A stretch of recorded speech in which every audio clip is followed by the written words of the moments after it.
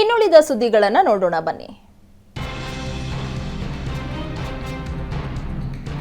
Bengaluru traffic ಕಂಟ್ರೋಲ್ಗಾಗಿ ರಾಜಧಾನಿಯಲ್ಲಿ ring ರೈಲು ಯೋಜನೆಗಾಗಿ railway ಇಲಾಖೆಯಿಂದ ಫೈನಲ್ ಲೊಕೇಶನ್ ಸರ್ವೆ ನಡೀತಾ ಇದೆ. ರೈಲ್ವೆ ಇಲಾಖೆಯಿಂದ 287 ಕಿಲೋಮೀಟರ್ ರಿಂಗ್ ರೈಲ್ವೆ ಯೋಜನೆ ಅನುಮತಿ ಸಿಕ್ಕಿದೆ. ಯೋಜನೆಗಾಗಿ ಫೈನಲ್ ಲೊಕೇಶನ್ ಸರ್ವೆ ನಡೆಸ್ತಾ ಇರುವ ರೈಲ್ವೆ ಇಲಾಖೆ ಮಾಹಿತಿ ಸಂಗ್ರಹ ಮಾಡ್ತಾ ಇದೆ. ಅಲೈನ್ಮೆಂಟ್, ಸ್ಟೇಷನ್ಗಳ ಸಂಖ್ಯೆ ಮತ್ತು ಮ್ಯಾಪಿಂಗ್, ಸಿವಿಲ್ ಸ್ಟ್ರಕ್ಚರ್ ಹಾಗೂ ಬ್ರಿಡ್ಜ್ಗಳು ನಿರ್ಮಾಣಗಳ ಬಗ್ಗೆ ಸರ್ವೆ ನಡೆಸಿ ವರದಿಯನ್ನು ಸಿದ್ಧಪಡಿಸಲಾಗ್ತಾ ಇದೆ. 287 ಕಿಲೋಮೀಟರ್ ರಿಂಗ್ ರೈಲು ಯೋಜನೆಯಲ್ಲಿ 7 ಪ್ರಮುಖ ರೈಲ್ವೆ ನಿಲ್ದಾಣಗಳನ್ನು ಹೊಂದಿರಲಿದೆ. ರಿಂಗ್ ರೈಲು ಯೋಜನೆ ಸಕ್ಸಸ್ ಆದರೆ ಬೆಂಗಳೂರು ಟ್ರಾಫಿಕ್ ಕಂಟ್ರೋಲ್ಗೆ ಸಹಕಾರಿಯಾಗಲಿದೆ. ಲಿಂಗಾಯತ ಪಂಚಮಸಾಲಿ ಸಮಾಜಕ್ಕೆ 2A ಮೀಸಲಾತಿ ನೀಡುವಂತೆ ಆಗ್ರಹಿಸಿ ಹೆದ್ದಾರಿಯಲ್ಲಿ ಸಾಮೂಹಿಕ ಇಷ್ಟಲಿಂಗ ಪೂಜೆ ನಡೆಸುವ ಮೂಲಕ ಪ್ರತಿಭಟನೆ ನಡೆಸಿದ್ರು. ಕೂಡಲಸಂಗಮ ಪಂಚಮಸಾಲಿ ಪೀಠದ ಜಯಮೃತ್ಯುಂಜಯ ಸ್ವಾಮೀಜಿ ನೇತೃತ್ವದಲ್ಲಿ ಬ್ಯಾಡಗಿ ತಾಲೂಕಿನ ಮೋಟೆಬೆನ್ನೂರು ಬಳಿ ರಾಷ್ಟ್ರೀಯ ಹೆದ್ದಾರಿ 4ರಲ್ಲಿ ಸಾಮೂಹಿಕ ಇಷ್ಟಲಿಂಗ ಪೂಜೆ ನಡೆಸಲಾಯಿತು. ಮೋಟೆಬೆನ್ನೂರು ಗ್ರಾಮದೇವಿ ದೇವಸ್ಥಾನದಿಂದ ಪಾದಯಾತ್ರೆ ನಡೆಸಿ ಹೆದ್ದಾರಿಯಲ್ಲಿ ಸಾಮೂಹಿಕ ಇಷ್ಟಲಿಂಗ ಪೂಜೆ ನಡೆಸಿದ್ರು. ರಾಜ್ಯದಲ್ಲಿ ಮಹಾರಾಷ್ಟ್ರ ಆರೋಗ್ಯ ವಿಮೆ ಯೋಜನೆ ಜಾರಿ ಮಾಡಲಾಗ್ತಾ ಇದೆ. ಸಾರ್ವಜನಿಕರಿಂದ ಎಂಇಎಸ್ ಸಂಘಟನೆ ಅರ್ಜಿಗಳನ್ನು ಪಡಿತಾ ಇದೆ. ಈ ವಿಚಾರದಲ್ಲಿ ಗಡಿ ಜಿಲ್ಲೆ ಬೆಳಗಾವಿಯಲ್ಲಿ ಮಹಾರಾಷ್ಟ್ರದ ಹಸ್ತಕ್ಷೇಪವನ್ನು ತಡೆಯುವುದಕ್ಕೆ ಜಿಲ್ಲಾಡಳಿತ ಮುಂದಾಗಿದೆ. ಸಾರ್ವಜನಿಕರಿಗೆ ಅರ್ಜಿ ವಿತರಿಸ್ತಾ ಇದ್ದ 4 ಸೈಬರ್ ಕೇಂದ್ರಕ್ಕೆ ನೋಟಿಸ್ ನೀಡುವುದಾಗಿ ಜಿಲ್ಲಾಧಿಕಾರಿ ತಿಳಿಸಿದ್ದಾರೆ. ಜಿಲ್ಲಾಧಿಕಾರಿ ನಡೆಯ ವಿರುದ್ಧ ಎಂಇಎಸ್ ಕಾರ್ಯಕರ್ತರು ರಾಷ್ಟ್ರೀಯ ಮಾನವ ಹಕ್ಕು ಆಯೋಗಕ್ಕೆ ದೂರನ್ನ ನೀಡುವ ಬೆದರಿಕೆ ಒಡ್ಡಿದ್ದಾರೆ. ಶಾಲೆಯಲ್ಲಿ ಪ್ರಶ್ನೆಗೆ ಉತ್ತರಿಸದ ವಿದ್ಯಾರ್ಥಿಗೆ ಶಿಕ್ಷಕನೊಬ್ಬ ಮನಬಂದಂತೆ ಥಳಿಸಿರುವ ಘಟನೆ ರಾಮನಗರದ ಮಾಗಡಿಯಲ್ಲಿ ನಡೆದಿದೆ. ಮಾಗಡಿಯ ವೆಂಕಟ್ ಇಂಟರ್ನ್ಯಾಷನಲ್ ಪಬ್ಲಿಕ್ ಸ್ಕೂಲ್ನಲ್ಲಿ 9ನೇ ತರಗತಿ ವಿದ್ಯಾರ್ಥಿ ಅಭಿಷೇಕ್ ಮೇಲೆ ಗಣಿತ ಶಿಕ್ಷಕ ಸೈಯದ್ ಮೊಯಿನ್ ಮನಬಂದಂತೆ ಥಳಿಸಿದ್ದಾನೆ. ಇದರಿಂದ ವಿದ್ಯಾರ್ಥಿಯ ಬೆನ್ನು ಹಾಗೂ ಕೈ ಮೂಳೆ ಮುರಿತವಾಗಿದೆ ಎಂದು ಪೋಷಕರು ಆರೋಪಿಸಿದ್ದಾರೆ. ಮಾಗಡಿ ತಾಲೂಕಿನ ದಂಡೇನಹಳ್ಳಿ ಗ್ರಾಮದ ಬಳಿ ಶಾಲಾ ಬಸ್ ತಡೆದು ಆಡಳಿತ ಮಂಡಳಿ ವಿರುದ್ಧ ಪ್ರತಿಭಟನೆ ನಡೆಸಿ ಆಕ್ರೋಶ ವ್ಯಕ್ತಪಡಿಸಿದ್ದಾರೆ. ಕೂಡಲೇ ಗಣಿತ ಶಿಕ್ಷಕನ ವಿರುದ್ಧ ಕ್ರಮಕ್ಕೆ ಆಗ್ರಹಿಸಿದ್ದಾರೆ. ನೀವು ಪೋಷಕರಾಗಲು ಕಾಯುತ್ತಿದ್ದೀರಾ? ಚಿಂತಿಸದಿರಿ. ಓಯಾಸಿಸ್ ಫರ್ಟಿಲಿಟಿ 90,000 ದಂಪತಿಗಳ ಜೀವನದಲ್ಲಿ ಸಂತೋಷವನ್ನು ತಂದಿದೆ. 7825893601ಗೆ ಕರೆ ಮಾಡಿ. ಅತ್ಯದ್ಭುತ ರಿಯಾಯಿತಿ ಪಡೆಯಿರಿ ಹಾಗೂ ಎಲ್ಲರಿಗೂ ಗುಡ್ ನ್ಯೂಸ್ ಕೊಡಿ. ಬೀದರ್ ನಗರದ ರಾಮಕೃಷ್ಣ ವಿವೇಕಾನಂದ ಆಶ್ರಮದಲ್ಲಿ ಸ್ವಾಮಿ ವಿವೇಕಾನಂದ ಜಯಂತ್ಯೋತ್ಸವ ಪ್ರಯುಕ್ತ ರಾಷ್ಟ್ರೀಯ ಯುವ ದಿನಾಚರಣೆ ಕಾರ್ಯಕ್ರಮ ನಡೆಯಿತು. ಶಾಸಕ ಶೈಲೇಂದ್ರ ಬೆಲ್ದಾಳೆ ಗಿಡಕ್ಕೆ ಕಾರ್ಯಕ್ರಮಕ್ಕೆ ಚಾಲನೆಯನ್ನ ನೀಡಿದ್ರು. ಇದೇ ವೇಳೆ ಮಾತನಾಡಿದ ಜ್ಯೋತಿರ್ಮಯಾನಂದ ಶ್ರೀಗಳು, ಇಡೀ ನವಮಂಡಲ ಆಡಲು ಪ್ರತಿಯೊಬ್ಬ ಮನುಷ್ಯ ಹುಟ್ಟಿದ್ದಾನೆ ಎಂಬ ನಂಬಿಕೆ ವಿವೇಕಾನಂದರು ಕೊಟ್ಟಿದ್ದಾರೆ. ದುರ್ಬಲತೆಯಿಂದ ಹೊರಬಂದು ಆತ್ಮಶಕ್ತಿ ಹೆಚ್ಚಿಸಿಕೊಂಡು ಜೀವನ ರೂಪಿಸಿಕೊಳ್ಬೇಕು ಎಂದರು. ನಮ್ಮಲ್ಲಿ ನಾವು ವಿಶ್ವಾಸ ಇಟ್ಟುಕೊಳ್ಳೋದ್ರಿಂದ ನಮ್ಮ ಆತ್ಮಶಕ್ತಿ ಹೆಚ್ಚಾಗುತ್ತದೆ ಎಂದು ಚಿಂತನೆಗಳನ್ನ ವಿವೇಕಾನಂದ ಅವರು ಕೊಟ್ಟಿದ್ದಾರೆ. ವಿವೇಕಾನಂದರ ಚಿಂತನೆಯಿಂದ ಜೀವನ ಸಂತೋಷದಿಂದ ರೂಪಿಸಿಕೊಳ್ಳಬಹುದು ಅಂತ ಹೇಳುವ ಮೂಲಕ ಸ್ವಾಮಿ ವಿವೇಕಾನಂದರ ಚಿಂತನೆಗಳನ್ನ ಮಕ್ಕಳಿಗೆ ತಿಳಿ ಹೇಳಿದರು. ದಾವಣಗೆರೆ ಜಿಲ್ಲೆಯ ಚನ್ನಗಿರಿ ತಾಲೂಕಿನ ಸುಣಗೆರೆ ಬಳಿ ಸರ್ಕಾರಿ ಜಾಗವನ್ನ ಅತಿಕ್ರಮ ಮಾಡಲಾಗಿತ್ತು. ಆದರೆ ಅತಿಕ್ರಮಣ ಜಾಗವನ್ನ ತೆರವು ಮಾಡಲಾಗಿದೆ. ಚನ್ನಗಿರಿ ಪಟ್ಟಣಕ್ಕೆ ಹೊಂದಿಕೊಂಡಿರುವ ಸುಣಗೆರೆ ಬಳಿ 58 ಮತ್ತು 59ನೇ ಸರ್ವೆ ನಂಬರ್ನಲ್ಲಿ ಒಟ್ಟು 57 ಎಕರೆ ಗೋಮಾಳ ಜಾಗವನ್ನ ರೈತರು ಅತಿಕ್ರಮಣ ಮಾಡಿದ್ರು. ಅತಿಕ್ರಮಣ ಮಾಡಿ ಅಡಿಕೆ ತೋಟ ಮಾಡಿ ಬೆಳೆಯನ್ನ ಬೆಳೀತಾ ಇದ್ರು. ರೈತರಿಗೆ ಗ್ರಾಮಸ್ಥರಿಗೆ ಮನವೊಲಿಸಿದ ಅಧಿಕಾರಿಗಳು ನೋಟಿಸ್ ನೀಡಿ ದಾಖಲೆಗಳನ್ನು ಪ್ರಸ್ತುತಪಡಿಸಿ ಅತಿಕ್ರಮಣ ತೆರವಿಗೆ ಮುಂದಾಗಿದ್ದಾರೆ. ಶಾಸಕ ಶಿವಗಂಗಾ ಬಸವರಾಜ್ ಸೂಚನೆ ಮೇರೆಗೆ ಕಾರ್ಯಪ್ರವೃತ್ತರಾದ ಅರಣ್ಯ ಇಲಾಖೆ ಮತ್ತು ಪೊಲೀಸ್ ಇಲಾಖೆ ಸಿಬ್ಬಂದಿ ಸತತ 4 ದಿನ 57 ಎಕರೆ ಪ್ರದೇಶದಲ್ಲಿ ಅಡಿಕೆ ತೋಟವನ್ನ ತೆರವು ಮಾಡಿದ್ದಾರೆ. ಸರ್ಕಾರಿ ಗೋಮಾಳವನ್ನ ಇನ್ನು ಮುಂದೆ ಅತಿಕ್ರಮಣ ಮಾಡದಂತೆ ಎಚ್ಚರಿಕೆ ಕೊಟ್ಟಿದ್ದಾರೆ. ಕೋಲಾರದ ಗ್ರಾಮ ಪಂಚಾಯಿತಿಯೊಂದರಲ್ಲಿ ಪಿಡಿಒ ಹೇಳಿದ್ದಾರೆಂದು ಬಿಲ್ ಕಲೆಕ್ಟರ್ ಲಂಚ ಪಡೆಯುತ್ತಿರುವ ವಿಡಿಯೋ ವೈರಲ್ ಆಗಿದೆ. ಕೋಲಾರ ಜಿಲ್ಲೆ ಕೆಜಿಎಫ್ ತಾಲೂಕು ಕ್ಯಾಸಂಬಳ್ಳಿ ಗ್ರಾಮ ಪಂಚಾಯಿತಿಯಲ್ಲಿ ಈ ಖಾತೆಯ ಮರು ಪ್ರಿಂಟ್ ನೀಡುವುದಕ್ಕೆ 3,000 ಲಂಚಕ್ಕೆ ಬೇಡಿಕೆ ಇಟ್ಟಿರುವ ಆರೋಪ ಕೇಳಿಬಂದಿದೆ.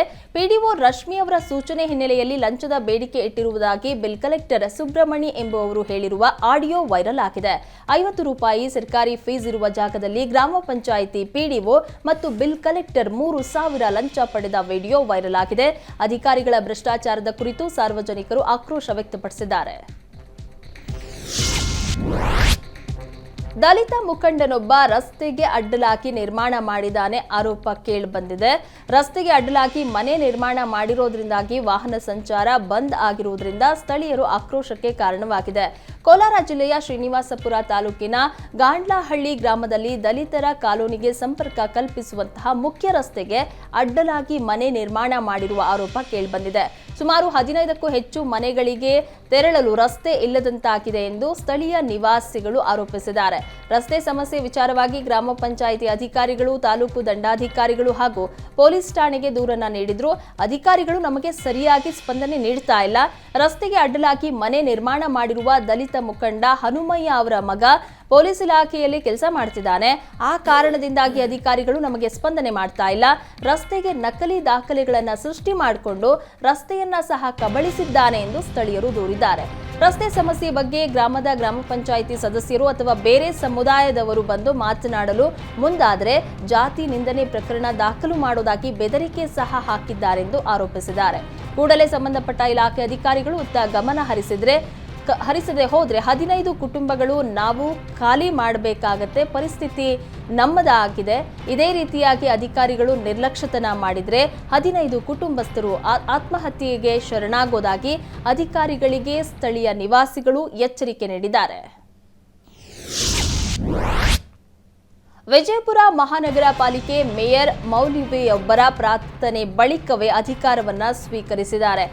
ವಿಜಯಪುರ ಮಹಾನಗರ ಪಾಲಿಕೆ ನೂತನ ಮೇಯರ್, ಉಪಮೇಯರ್ ಆಯ್ಕೆಯಾಗಿದ್ದಾರೆ. ಆದರೆ ಮುಸ್ಲಿಂ ಮೌಲ್ವಿಯಿಂದ ಪ್ರಾರ್ಥನೆ ಮಾಡಿಸುವ ಮೂಲಕ ನೂತನ ಮೇಯರ್ ಮಹೇಜಬೀನ್ ಹೊರ್ತಿ ಅಧಿಕಾರವನ್ನ ಸ್ವೀಕರಿಸಿದ್ದಾರೆ. ವಿಜಯಪುರ ನಗರದ ಮಹಾನಗರ ಪಾಲಿಕೆಯ ಕಚೇರಿಯಲ್ಲಿ ಮೇಯರ್ ಅಧಿಕಾರ ಸ್ವೀಕಾರ ಕಾರ್ಯಕ್ರಮ ನಡೆಯಿತು.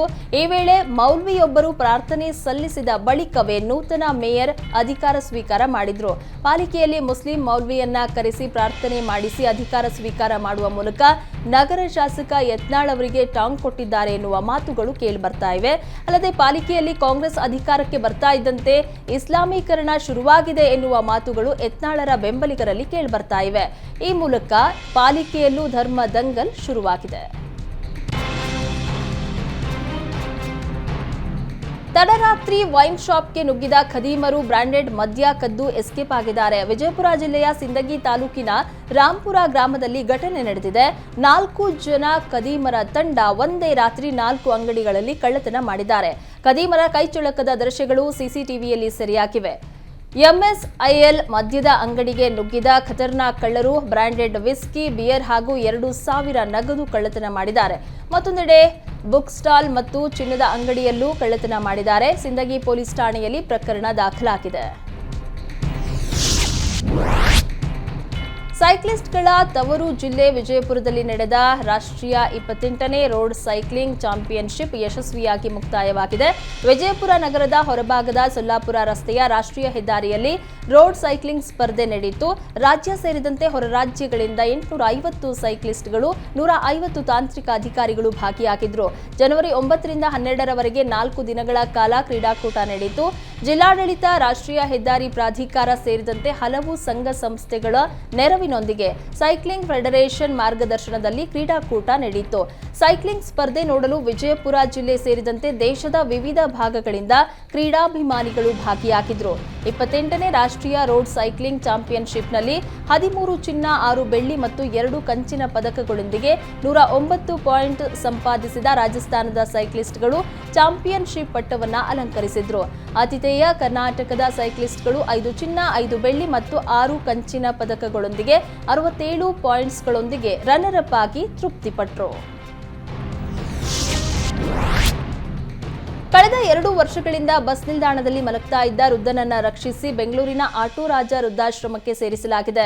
ಕೊಡಗು ಜಿಲ್ಲೆ ಸೋಮವಾರಪೇಟೆ ತಾಲೂಕಿನ ಹಂಡ್ಲಿ ಗ್ರಾಮ ಪಂಚಾಯಿತಿ ವ್ಯಾಪ್ತಿ ಬಳ್ಳಾರಳ್ಳಿ ಬಸ್ ನಿಲ್ದಾಣದಲ್ಲಿ ಮಲಗ್ತಾ ಇದ್ದ ವೃದ್ಧನನ್ನ ರಕ್ಷಿಸಿ ಆಟೋ ರಾಜ ಅನಾಥಾಶ್ರಮಕ್ಕೆ ಸೇರಿಸಲಾಗಿದೆ. ಮೂಲತಃ ಕೇರಳದವರಾದ 70 ವರ್ಷದ ವೃದ್ಧ ಭಿಕ್ಷೆ ಬೇಡಿ ಹೊಟ್ಟೆ ತುಂಬಿಸಿಕೊಂಡು ಬಳಿಕ ಬಸ್ ನಿಲ್ದಾಣದಲ್ಲಿಯೇ ಮಲಗ್ತಾ ಇದ್ರು. ರಾಯಚೂರು ಜಿಲ್ಲೆ ದೇವದುರ್ಗ ತಾಲೂಕಿನ ತಿಂತಣಿಯಲ್ಲಿ ಹಾಲು ಮತ ಸಂಸ್ಕೃತಿ ವೈಭವ ಸಂಭ್ರಮ ಮನೆ ಮಾಡಿದೆ. 3 ದಿನಗಳ ಕಾಲ ನಡೆಯುವ ಸಮಾರಂಭಕ್ಕೆ ಮೊದಲ ದಿನ ಕೇಂದ್ರ ಸಚಿವ ಪ್ರಹ್ಲಾದ್ ಜೋಶಿ ಆಗಮಿಸಿದ್ರು. ಸಮಾರಂಭದಲ್ಲಿ ಕಾಲಿನೆಲೆ ಕನಕ ಗುರುಪೀಠದ ಸ್ವಾಮೀಜಿಗಳಾದ ಸಿದ್ದರಾಮಾನಂದ ಶ್ರೀಗಳು ಪ್ರಹ್ಲಾದ್ ಜೋಶಿ ಅವರಿಗೆ ಕಂಬಳಿ ಹೊದಿಸಿ ಮಾಳಿಂಗರಾಯನ ಫೋಟೋ ನೀಡಿ ಸನ್ಮಾನಿಸಿದರು.